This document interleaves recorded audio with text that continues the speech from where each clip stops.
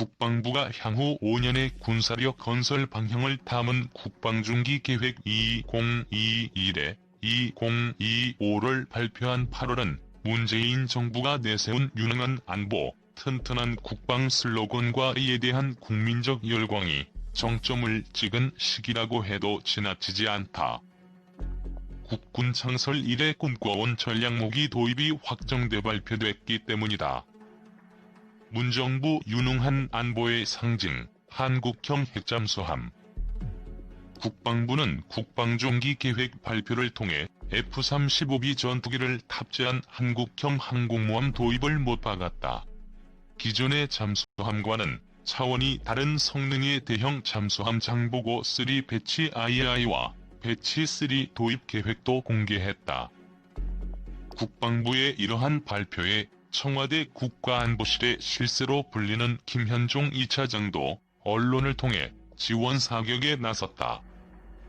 김 차장은 차세대 잠수함은 핵추진이 될 것이라면서 한미원자력 협정은 핵추진 잠수함과는 완전히 별개이며 원자력 협정 개정 없이 미국이 핵연료 이전만 용인해준다면 한국형 핵잠수함 건조가 충분히 가능하다고 설명했다.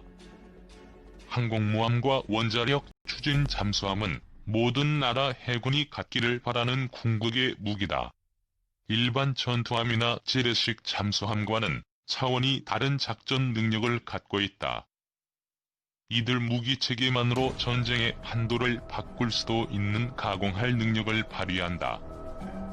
항공모함과 원자력 추진 잠수함이 엄청난 전략적 이점을 가졌는데도 이들 무기체계를 보유한 나라는 손가락에 꼽을 정도다.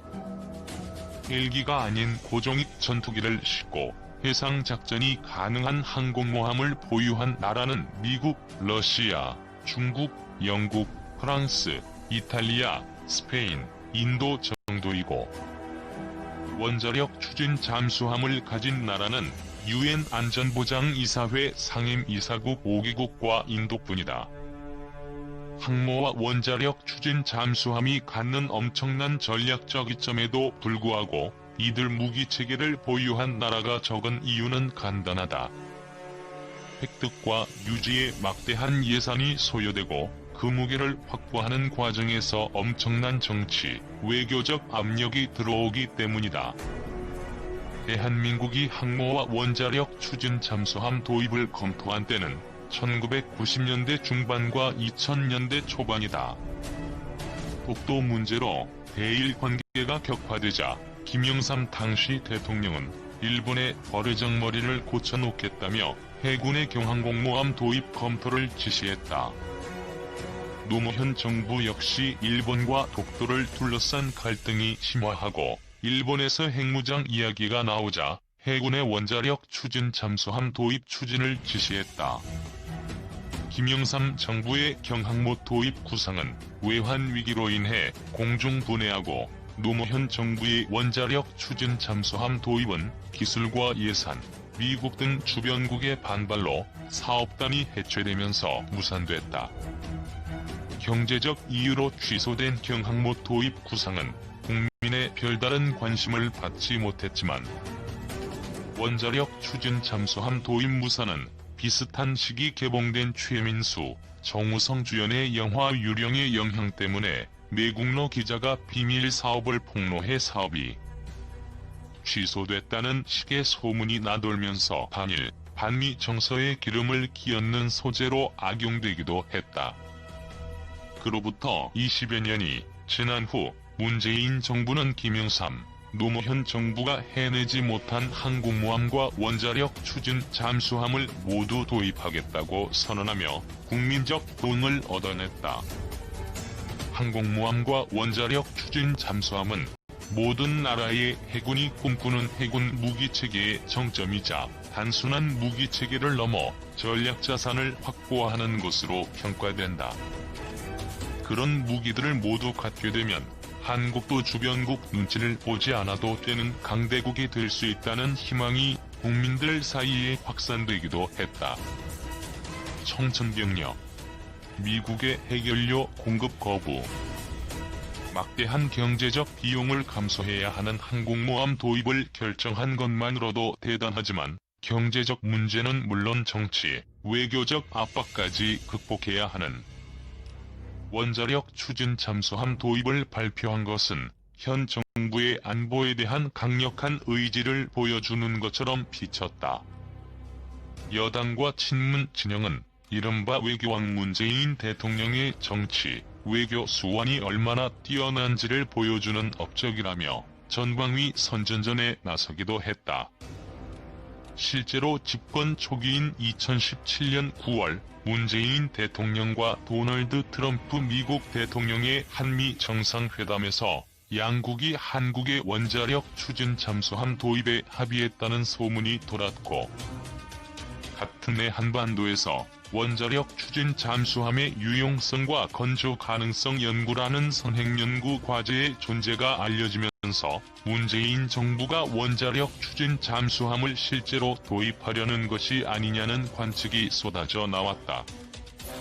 언론에서도 해군이 비밀리에 이른바 핵잠수함 TF를 조직해 연구를 지속해왔으며 미국과도 관련 협의가 상당 부분까지 진행됐다는 보도가 쏟아져 나왔다. 군 내부 조직에 관련된 사안은 군에서 언론에 흘리지 않는 이상 알려주기 어려웠기에 TF가 존재한다는 사실은 한국형 원자력 추진 잠수함 도입이 확정된 것처럼 전문가들에게 받아들여졌다. 김현종 청와대 국가안보실 2차장의 브리핑과 국방부의 중기계획 발표 이후 언론은 한국형 원자력 추진 잠수함에 대한 온갖 장밋빛 기사를 쏟아냈다. 일부 언론은 2025년 건조에 영해를 지킨다는 소설을 써 내보내기도 했고, 어떤 언론은 프랑스의 바라쿠다급 잠수함을 한국이 수입한다는 근거 없는 기사를 내보내기도 했다. 모두가 원자력 추진 잠수함에 대한 달콤한 꿈을 꾸던 10월 초순 동아일보가 청천벽력 같은 기사를 내보냈다. 9월 극비리에 방미한 김현종 차장이 미국 백악관과 국무부, 국방부는 물론 핵무기 관련 업무를 총괄하는 에너지부와 상무부 관계자를 만났으며, 이 과정에서 미국의 핵연료 공급을 요청했다가 거부당했다는 내용이었다.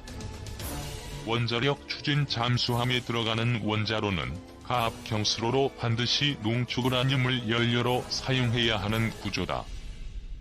한국은 한미 원자력 협정에 따라 자체적인 우라늄 농축이 불가능하기 때문에 원자력 발전에 사용되는 농축우라늄 핵연료를 전량 수입에 의존하고 있다. 미국이 한미 원자력 협정을 통해 한국의 우라늄 농축을 막는 이유는 간단하다. 농축우라늄으로 핵무기를 제조할 수 있기 때문이다. 천연 상태의 우라늄은 핵분열이 어려운 우라늄-238이 대부분이고, 핵분열 물질인 우라늄-235 비율이 0.7% 정도에 불과하다. 따라서 핵분열 효율을 높이려면 이 비율을 일정 수준까지 높여야 하는데, 이것을 우라늄 농축이라고 한다. 일반적인 상업용 원자로에 들어가는 농축우라늄은 우라늄-235 비율이 5에서 20% 수준까지 올라가는데, 원자로는 이러한 저농축우라늄으로 핵분열, 연쇄 반응을 유도하고 감속제 등을 이용해 핵분열 속도를 제어함으로써 안전성을 유지하면서 에너지를 얻는다. 우라늄을 더욱 농축해 우라늄-235 비율을 90% 이상까지 높인 고농축 우라늄은 핵분열 연쇄 반응을 감속하지 않고 다양한 장치를 이용해 가속시켜 폭발적 에너지를 만들어내는데, 이것이 우리가 일반적으로 아는 원자폭탄이다. 이러한 위험성 때문에 한국은 미국과의 원자력 협정은 물론 국제원자력기구 등 여러 경로를 통해 우라늄 취급 전 과정의 통제를 받고 있다. 앞선 정부에서 이 협정 일부를 개정해 20% 미만 저농축 우라늄 농축에 대한 길을 여는 데 성공했지만, 여기에는 미국의 승인이라는 단서가 붙어있다. 즉, 한국의 우라늄 농축은 미국과 국제사회의 협정과 협약에 의해 원칙적으로 금지돼 있다. 한국이 원자력 추진 잠수함을 건조하기 위해서는 해결료가 반드시 필요하다.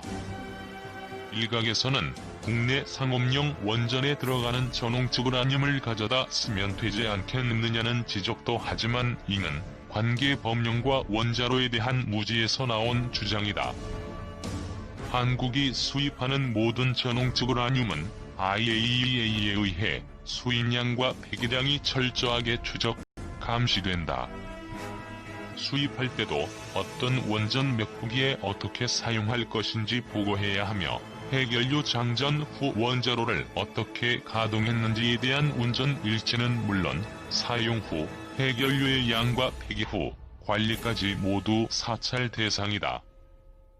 IAEA가 이렇게까지 철저하게 옥죄는 것은 해결료 유통 과정에서 미량이라도 유출이 발생할 경우 이를 모아 핵무기를 제조하는 데 사용할 수 있기 때문이다.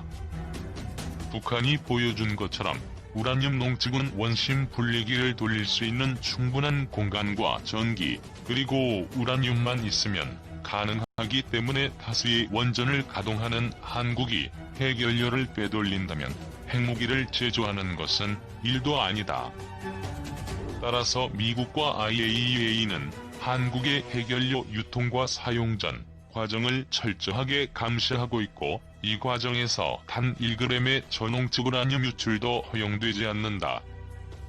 즉, 한국이 원자력 추진 잠수함용 해결료를 합법적으로 획득하려면 미국과 협의를 통해 국제사회, 정확히는 미국의 승인을 받아야 한다. 모든 해결료는 미국이 주도하는 핵공급국 그룹에 의해 통제되므로 잠수함용 해결료를 미국에서 수입하든 제3국에서 수입하든 미국의 승인 없이 합법적으로 해결료를 확보하는 것은 현실적으로 불가능하다. 이 때문에 김현종 차장은 미국에 잠수함용 해결료를 공급해달라고 요청했고 미국은 이를 단칼에 거부했다. 핵비확산 원칙에 따라 군사적 목적으로 사용되는 잠수함용 해결료를 지금까지 그 어느 나라에도 판매 또는 제공한 전례가 없다는 이유에서였다. 미국의 이 같은 입장은 2017년 이후 연이어 제기된 한국형 원자력 잠수함 도입 한미 정상합의설의 정면으로 배치되는 것이다. 이는 지난 3년 동안 트럼프 행정부의 입장이 바뀌었거나 애초에 이 합의설 자체가 거짓이었다는 뜻이다. 청와대 고위 관계자 가운데 처음으로 원자력 추진 잠수함 이야기를 꺼낸 김현종 국가안보실 2차장은 7월 28일 기자들과 만나 이상한 이야기를 하나 꺼냈다. 차세대 잠수함은 핵추진 방식이 될 것이며 핵추진 잠수함과 원자력 협정은 완전히 별개이기 때문에 협정을 개정할 필요는 없다는 것이었다. 김 차장의 이러한 발언 후 2달이 지나 미국이 한국의 해결료 공급 요청을 거부했다는 보도가 나왔다. 그러자 언론에서는 정부 관계자의 말을 인용해 해결료 수입은 한미 원자력 협정 개정 없이도 가능하다는 주장이 튀어나오기 시작했다. 미국이 팔지 않으면 프랑스나 러시아, 심지어 중국에서도 전홍축 우라늄 해결료를 구입할 수 있다는 주장도 나왔다. 한국형 원자력 추진 잠수함 사업의 선행 연구를 맡아 관계 법령을 검토하고 보고서를 작성해 국방부에 제출한 연구원인 필자 입장에서 이러한 주장은 황당 그 자체일 수밖에 없다. 필자는 한반도에서 원자력 추진 잠수함의 유용성과 건조 가능성 연구 과제를 맡아 연구 보고서를 작성한 연구원이다. 이 보고서는 위협 분석과 현행 전력 평가, 원자력 추진 잠수함의 작전적 효용성은 물론 잠수함 획득을 위한 정치, 외교, 법률, 경제, 기술, 환경, 예산 등 제반 고려 요소를 다루고 있다. 연료 획득과 운용 문제는 국내 최고의 원자력 전문가로 평가되는 서울대 원자핵공학과 석윤열 교수가 맡았다. 필자가 해군과 함께 관계 법령을 검토한 결과에 따르면 김 차장과 정부 관계자의 현재 주장과 달리 한미원자력 협정 개정 없이 한국은 핵연료 입수는 물론 원자력 추진 잠수함 건조 자체가 불가능한 것으로 결론이 났다. 이 같은 내용은 선행연구 보고서에 명시돼 있고 관련 내용은 당시 국방부 장관에게도 보고가 올라갔기에 정부가 이를 모를 리 없다. 한미원자력 협정 전문에는 한국의 원자력 이용에 대해 평화적 목적을 위해 핵비확산 및 국제적인 안전조치를 지지하는 방식으로라는 문구가 명시돼 있다. 원자력 추진 잠수함은 군에서 운용하는 군사용 선박이기 때문에 이 전문을 개정하지 않고는 한국은 그것이 미국에서 수입한 것이든 제3국에서 구입한 것이든 핵물질을 군함의 동력원으로 사용할 수 없다. 문정부 당국자들의 위험한 거짓말. 결정적인 것은 제13조 폭발 또는 군사적 적용 금지 조항이다. 이 조항은 핵물질, 감속제 물질, 장비 및 구성품 일체를 핵폭발 장치의 제작은 물론 연구 개발 또는 어떠한 군사 목적에도 사용을 금지하고 있다.